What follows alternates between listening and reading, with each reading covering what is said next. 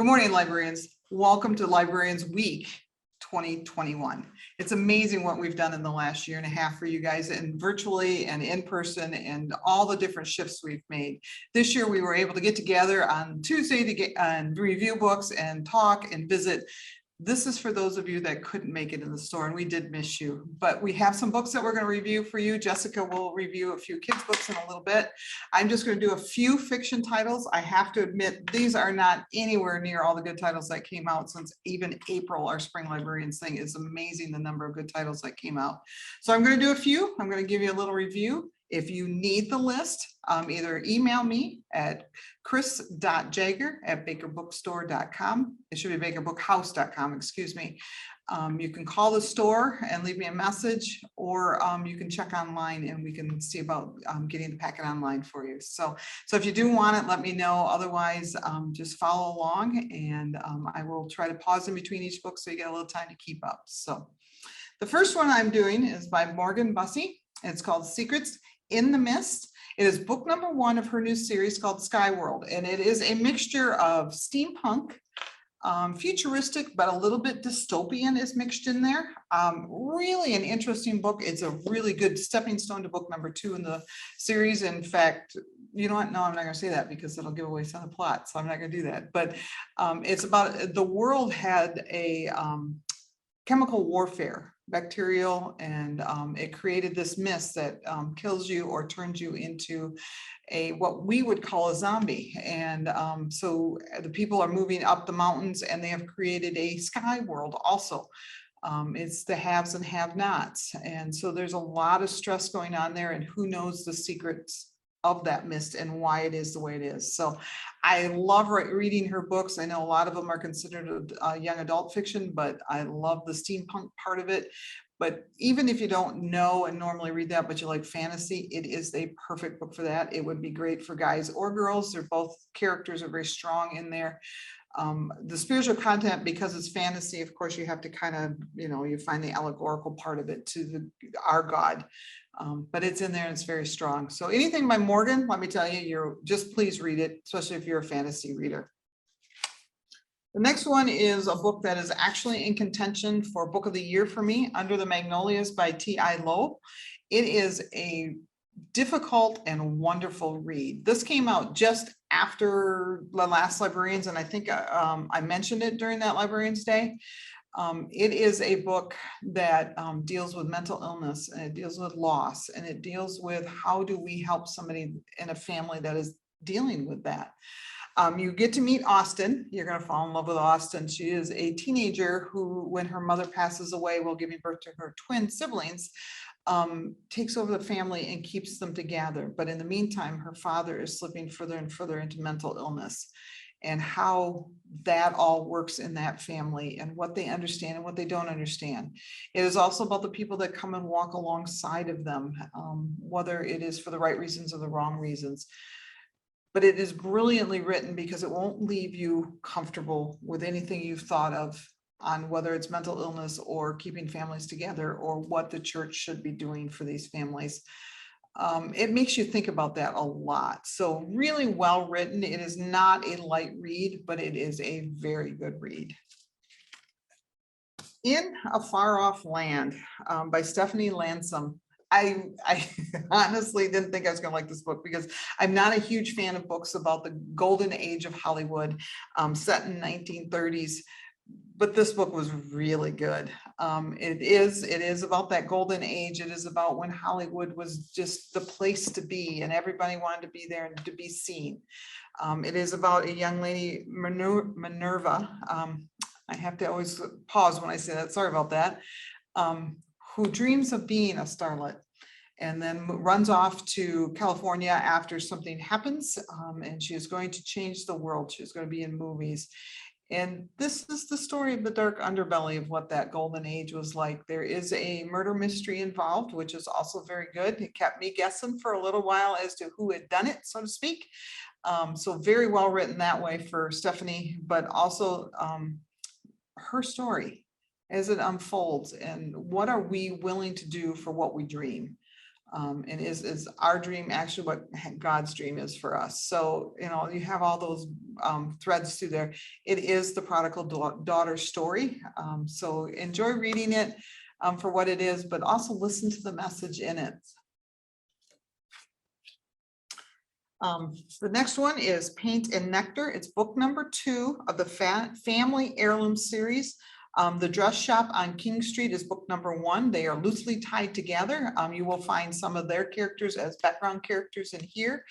And to be honest with you, if you haven't read the other one and you read this one first, you will find some of these characters as background characters there. And book number 3 is due out in 2022, I believe. I'm not sure I remember the title, so I'm not going to say it. I'm just going to quick peek in the back that maybe it is in the back here.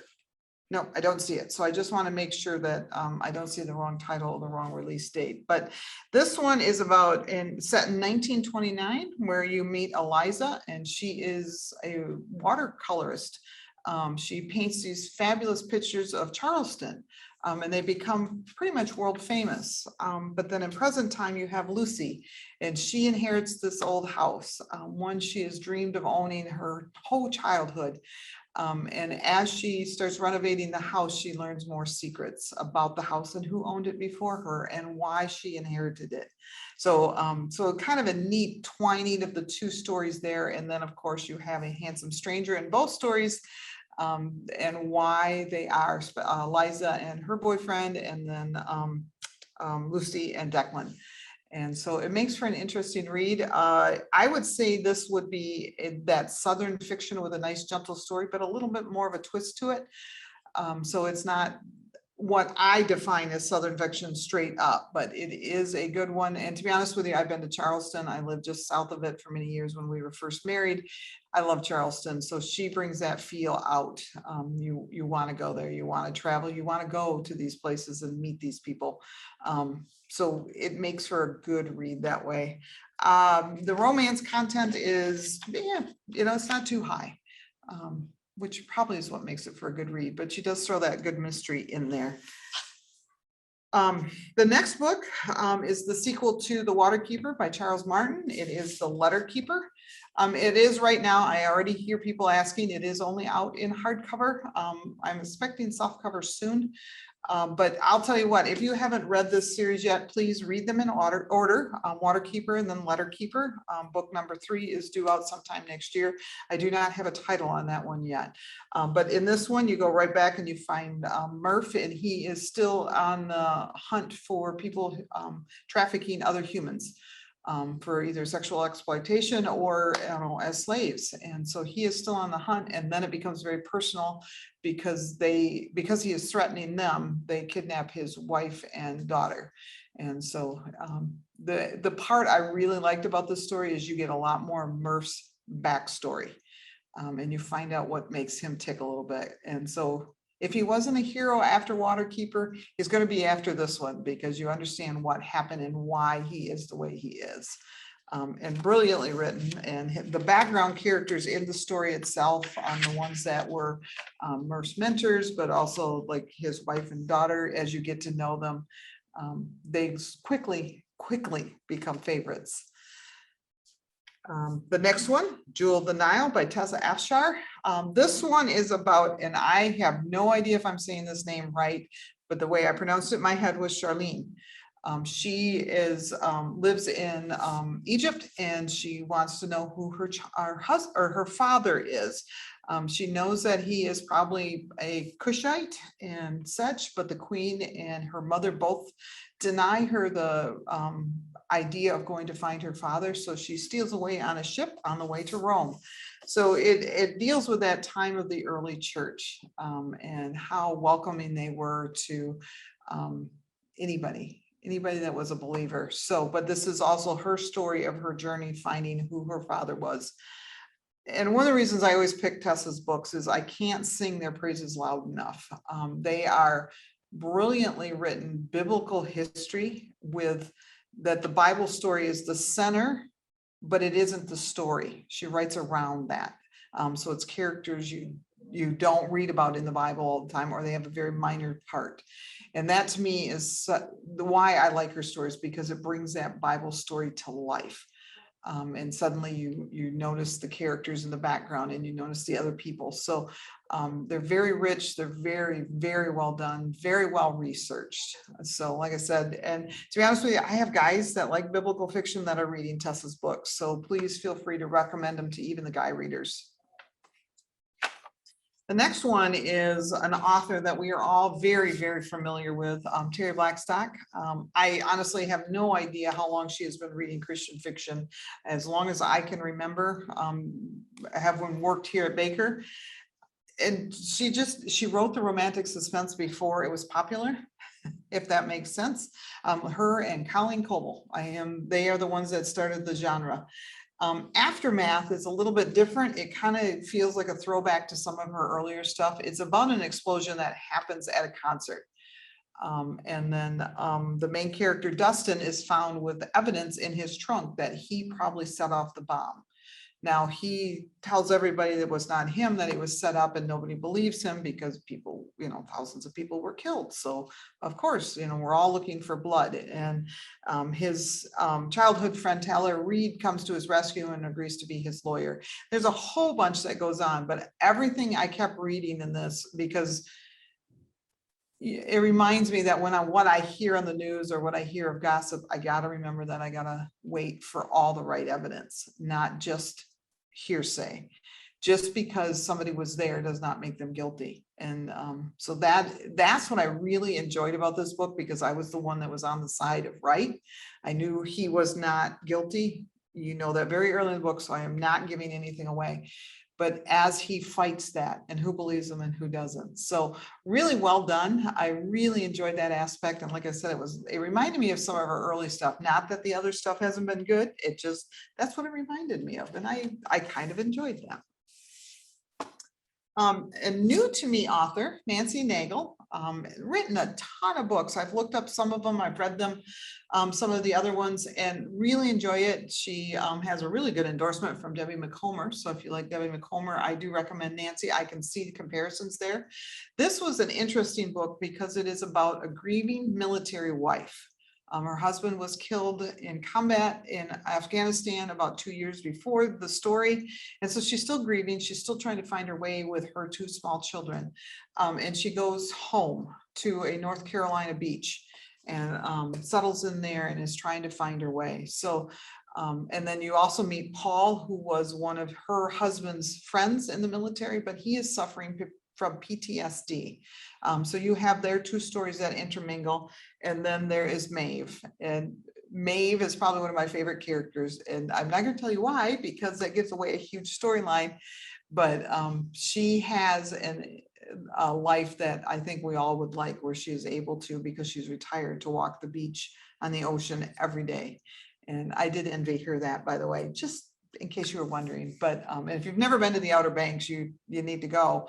But Nancy does a great job describing it, and it makes you feel like you're there, like you can feel the sting of the salt water. But these people all working together, and how much, and what is the difference between family and friends, and how does that cross over, that your friends become your family?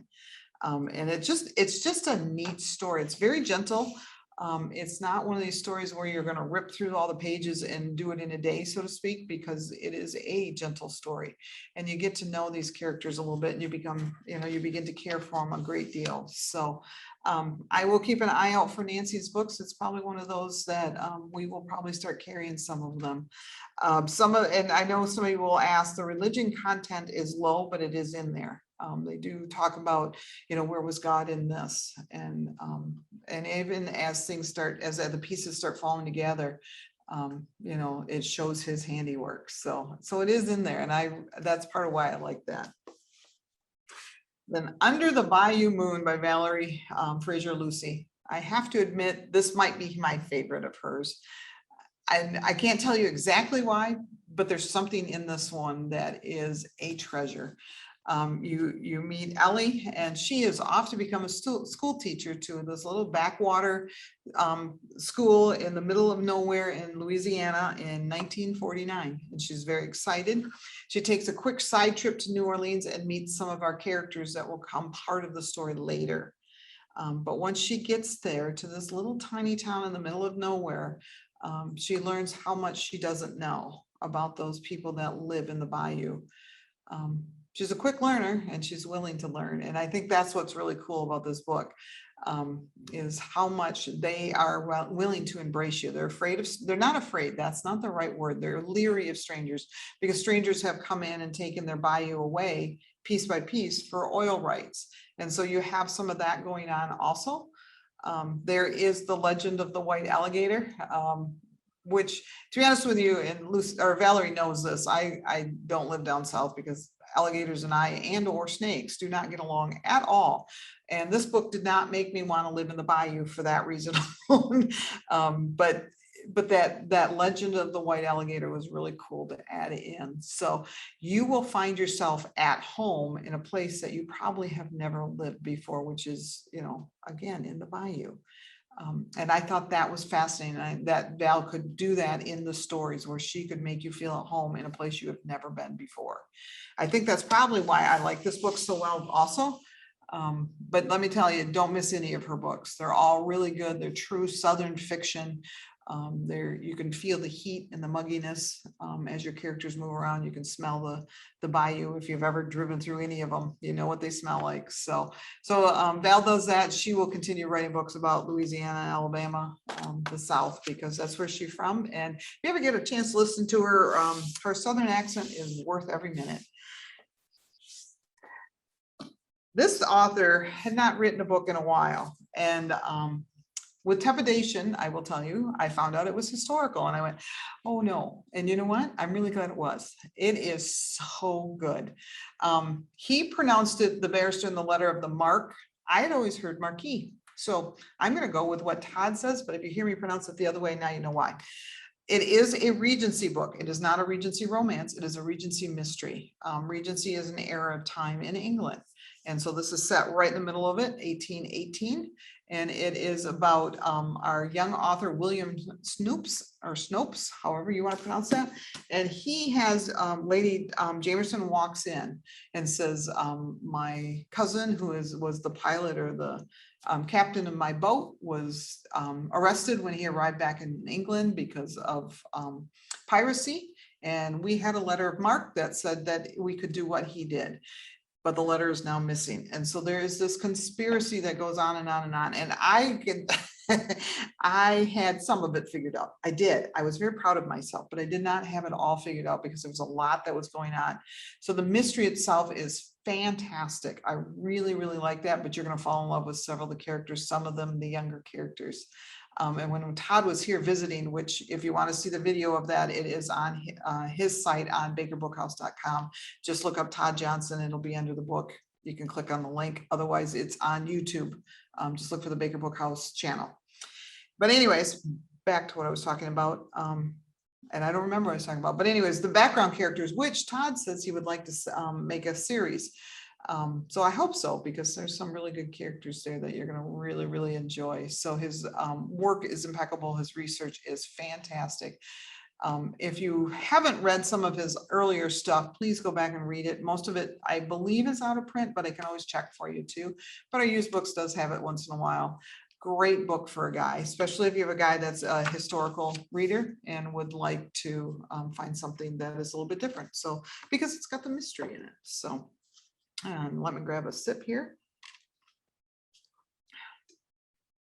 And then Liz Johnson, who I also interviewed, and her video is also on her website on bakerbookhouse.com. Boy, is that a plug. But anyways, this is book number 1 of her new Prince Edward Island Shores. Got to get that right. And I have never wanted to go to Prince Edward Island until I started reading Liz's books. It sounds like a fabulous place to be. She has some wonderful pictures about all the different times she has been there, and I thoroughly enjoyed each one of them. This one is the story of Meg Whittaker, however you want to say that. And she has never liked lobster fishing. doesn't like boats, in fact, gets seasick. But her dad decides to sell his fishing license, which is a big thing. Look it up. It's amazing that you have to have a specific license. There's a limited number and usually you inherit it. Sometimes they do go up for sale. Well, Meg's dad is selling his because her mom is not well and dad needs to take care of mom and can't do both. Meg's high school nemesis, Oliver, is going to buy it. And Meg cannot let that happen. So she decides to take up lobster fishing in spite of everything and not know anything about it. There are some parts in here that are laugh out loud funny. There are parts in here where you're going to yell at Meg because she's being very stubborn and ridiculous. And there's also parts in here where you'll fall in love with Megan and like Oliver, just because they're good people and they're trying to do what is right. And I think that's what's interesting here is because whether you agree with what Meg is doing is right or wrong, because she's keeping something that Oliver really wants to support his own family, or if she's right because she's trying to keep her own family heritage alive. I don't know. You're going to come down on both sides there. So it is the start of a new series for Liz. Book number 2 is coming out sometime next year. And I don't know the title either. I think I'll be finding that out shortly in the next couple of weeks. But let me tell you, if you've been reading Liz's books, especially if you liked her Red Door in series, you're going to like these. They're really good. Prince Edward's Island is a place that she knows it well, and you can tell. The One You're With, and this is a title I say slowly, A, so you can write it down, but B, because I get it wrong every stinking time otherwise. So Lauren K. Denton writes Southern fiction. That's what they are. They're wonderful. This one was so intriguing because I argued on both sides of the issue all the time, all the way through the book, because neither character was right and neither character was wrong. So Mac and Eddie have the perfect marriage. They were high school sweethearts. They grew up together. They know each other. They knew they were going to get married. And that's what happened. They have their 2.5 children. They both have jobs that they love and are very good at. And then a secret from 20 years ago walks in the door for Mac. And it kind of throws everybody for a loop. So where and what is right when you keep a secret? Because this is about an affair that Mac had when they were in college, but they had broken up before the summer. So I argued, like I said, I thought Mac was wrong. I thought Mac was right. I thought Eddie was wrong, and I thought she was right. So you will find yourself arguing with them all the way through the story, but that kind of takes you on that journey with them. And how long would you hold a grudge? How long is something like that, something that could ruin a marriage? It does talk about trust. It talks about issues along those lines and such with marriages. So, and what secrets should you keep and which ones should you not? You know, there's an argument in there, and I'm only giving, you're going to know what happens is, you know, because Eddie argues with Mac, what other secrets are you keeping? So it's hard. It's hard on which one to do, but I love her writing. They're all standalones. Go find any of them. They're fantastic. So yes, it is only out in hardcover right now, but through the end of the week, using your promo code online, it is 30% off. So make sure you check the price out on that because it is well worth it. I'm assuming the paperback is coming soon. If It Rains by Jennifer Wright. This is actually also in the running for book of the year for me. I have to say it is probably one of the most difficult books I read this year. The writing is really, really good. And I think that's probably why it was so hard to read, because it is set during the Depression. And you meet Catherine and her sister Melissa. And because of where they live, which is in Oklahoma, they're in the middle of the Dust Bowl and for miles and miles and miles around. And they're losing their beloved farm. They're losing their father, who was remarried after their mother's death. And their world is crumbling. And so Catherine is trying desperately to hold it together. But her father and new mother want to bring her where she can get her club foot fixed. So there's a lot that goes on. And then Melissa marries into the richest family in town. So they actually have to leave her behind. So Catherine struggles with that also. But then you have Melissa's story, who should have the perfect and ideal family. Now they're rich, they have land, they are doing well. And then they also have a dark secret. So I don't want to give away any of the storylines, so I'll let you read that part. What I did find fun and interesting in the book is she does tie in the Wizard of Oz a lot. Oklahoma, Kansas, it's all right in there with the tornadoes and stuff. So it's their Catherine and Melissa's favorite book together. So, but really truly know going in that this is one of those books you have to stay with it, and you're going to want to, because it is that well written. But it's hard. It's a hard read. I would recommend it to male or female. Doesn't matter that it's female characters, but anybody that likes a good book is going to like this book. Then Weight of Memory by Sean Smucker. An interesting read. There's allegory to it, but there is stuff that also happens that, you know, you're like, well, this isn't allegorical. You're right, it isn't. It's kind of an interesting mixture. Sean does that with most of his books. There's that mixture of what's real and what's not real in the middle of his books, which makes them a book you have to concentrate on when you read it. So this is about Paul, which, by the way, just on a side note, made me chuckle, because there's this Paul, it's going to be somebody you know a lot about all over, because there's a lot of guys with books in these books with Paul. But anyways, he's been given diagnosis where he has only got weeks to live.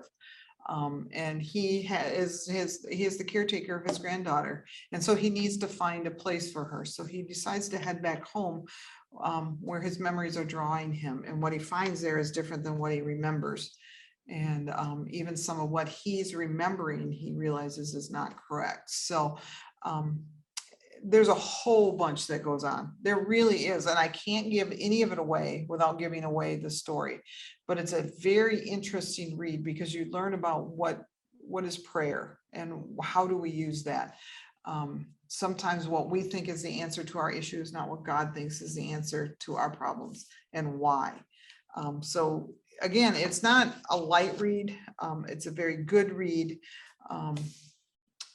I would like to have done it in a Bible study group, because I think it would make for a great discussion, and what we think of different parts of it. So it is a really good guidebook, though. The guys will probably really be interested in it, because it's very much from that masculine perspective of taking care of a child, and especially as a grandparent. So so it makes for a good read. So probably on the exact opposite spectrum of books is Bethany Turner's books. Laugh out loud, funny romantic comedies.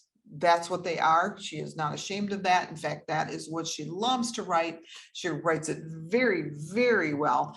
And I have to admit, there are times that I find myself laughing hysterically, and my husband is like, what are you laughing at? And it's like, well, you don't quite understand it, because I could read it to him and he's not going to think it nearly as funny as I do, but her books are.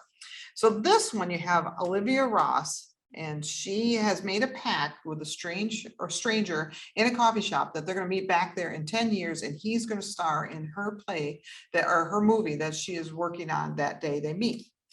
So the book is February 4 for 10 years. And what happens during that year, the whole chapter kind of re-ups the what happened during the year, but the obsession she has with finishing her play, because she thinks she's writing it for a certain person. All the way through the book, I kept thinking she's missing the rest of her life. She's so obsessed on this play and this guy that she's missing what's actually happening in her life. And that's why I like Bethany's books, because they are funny. They are downright silly in spots. They're very much a good romantic comedy. And there is something really deep to them. There's something in there that is just that undertone that gives us a really good message and a reminder. I recommend them for 20 somethings, probably 30 somethings, but I am not that by any stretch of the imagination. And I like them. So to be honest with you, any age works. But you're going to want to like romantic comedies. They don't need to be your favorite thing, but you're going to want to, because that's the storyline you're going to catch. But to be honest with you, because of that undertone she puts in there, they're really good for those 20 somethings, because it's not all fun and games, so to speak. There are important issues that we're dealing with at that age. The Nature of Small Birds by Susie Finkbeiner. Probably one of my favorite covers. I think this is just a really pretty cover. This is actually a 3 storyline, but it's one person's story. It starts in 1975 when a bunch of we all know of the planes that took the orphans out of Korea as we were leaving, or Vietnam, I guess, and how they were, and I always call it baby drop, and it's not that. Now I've lost the name of it. Bad me, but it's the story of Mindy through the eyes of her father Bruce, her sister Sunny, and her mother Linda. And they each bring you a different perspective on the story. They're all different spots in the timeline also. So you get to know Mindy really, really well through the eyes of her family and what happens and when she's adopted and why she's adopted. And part of it is that there are background characters that drive the story, but you hear it from the 3 people that are telling it most. And that makes it interesting. And because of the age it was, there are parts of it that what Susie talks about, I remember different things. I remember family get-togethers like she describes in there, and some of the food they brought, which makes me also crack up because it's like, oh yeah, that was terrible. Like Jello salad with like things in it. Oh. But anyways, well, that's a different story. So anyways, Susie's story is very, very good. It is, that adoption story and what makes a family a family. Through adoption or natural childbirth, it doesn't matter, they're family. Sunny will tell you that she is my sister. And don't mess with my sister, which was really good. And I like that. So if you get a chance, you can also look up Susie's either on her website. She talks about some of the writing experiences, but she does also have a video on her spot on our website. And then Secret Keepers of Old Depot Grocery by Amanda Cox. This is her sophomore book. And I got to tell you, man, it's good. It's really, really good. And I thought Edge of Belonging, her book number 1, was really good. They're standalones. They are not related in any way. There's a couple of storylines here. In present day, Sarah goes back home. She has a secret. Her husband, the secret is not that her husband died. They all know that. But she has a secret besides that. But she goes home to recover from loss. And what she finds there is her grandmother and her mother feuding over whether the grocery store should be closed or not. There's a big box grocery store that moved in down the line and of course takes business away. But the grocery store is her grandmother's life. And how do you take that away? And then the dual time story is Gloriana's story. And if you don't fall in love with Gloriana, I don't know what to do for you because she is an amazing woman. But she also has a secret. And then in between and interwoven all together through there is Rosemary, the daughter and the mother of Sarah, and what her secret is. And so how these secrets made them the way they were, but also made the grocery store what it is today. And I think it's so good because there are secrets that you probably do need to keep, and then there's other secrets people need to know. And so it's kind of your decision. As you read the book, which ones should have been kept and which ones should not have. And then there's the Andrews and Wilson. They are dual writers. The gentlemen are really a lot of fun, to be honest with you. I always get their first names wrong. So it's Brian Andrews and Jeffrey Wilson. Even though I interviewed them, I still get their first names backwards. So I always look. But anyways, very, very interesting characters, but they have been writing a lot of books together. I've read a couple of the other ones, also very, very good. They are just not Christian, so be careful. This one is, it is a mixture of probably Joel Rosenberg and Frank Peretti, a lot of spiritual warfare, a lot of action and adventure. You have Jedediah, he is newly retired from the SEALs, and he gets a call from a long lost childhood friend that they kind of parted on not great terms, but the friend calls and says, my daughter has been kidnapped and can you come and help me? And so what Jedediah, probably against his better judgment, decides he's going to go and help, and he does, and what he finds is not at all what he expects. There are secrets and lies going on, and he is not getting the whole story until he finds another piece. So like I said, there is some spiritual warfare in there that is kind of reminiscent of Frank Peretti. I would say it's probably a little more prevalent in that there is the bad guys and they are run by the evil. And then there's the good guys, which is the name of the series, the Shepherds. on the other side. So it's a little bit different than Frank, but it has that in there. So I loved it. And to be honest with you, I couldn't read the end of it fast enough. Roaring right along through it. Can't wait for book number 2. So if you're looking for really good action adventure guidebooks, don't hesitate to pick up this book, even though it is considered a spiritual warfare book also. They're going to love it. The mystery, the action. I don't want to sound excited, but the body count, which all makes for a really good action adventure books. So, but I am looking for more books from them, and hopefully soon. And then Joanne Politano's new one, The Midnight Dance. This one to me was a bit darker for Joanne in all the good ways. You meet Elise, and she is a ballet dancer, and she is looking to for answers about her father, but also why her mother left the ballet company. It is a Regency, and I did forget to look up the year, so I'm going to do that for you. But it shows the plight of what it was like to be in the theater at that time. One of the questions I had asked Joanne was, why do you think actors and actresses, ballet dancers were people that people wanted to see them. They wanted to go to the plays. They wanted to go to the ballet, but they thought of the actors, actresses, dancers as like prostitutes and such. So interesting answer. 1833. So you have that. You have the mystery of what happened to Elise's mom. You have where is her dad. So it's just an interesting story, but it also shows a lot about ballet and what it was like to do it back in the day. So I will admit, Bella, it did not make me want to run off and see a ballet because they're not my favorite thing to do. But the book itself, the research into it was just fantastic. So I really like Joanne's. If you have not read them, let me recommend them all. They're very, very good. Carrie Taransky wrote a book a couple of years ago called No Ocean Too Wide. It was about a orphanage that would take poor children off the streets and away from their families and adopt them out to people in Canada. This is a follow-up to that book. There's a little bit of gap in there. Carrie had some health issues that required her to slow down on her writing, so she did. And you know what? To be honest with you, it was worth the wait. This is actually the story of Grace, who in 1909 is taken to Canada to be adopted, and is actually taken away from her older sister also. And then you leap forward 10 years after World War I, and this is Grace's story as she's an adult, and she has memories of her family in England, so she wants to find them back.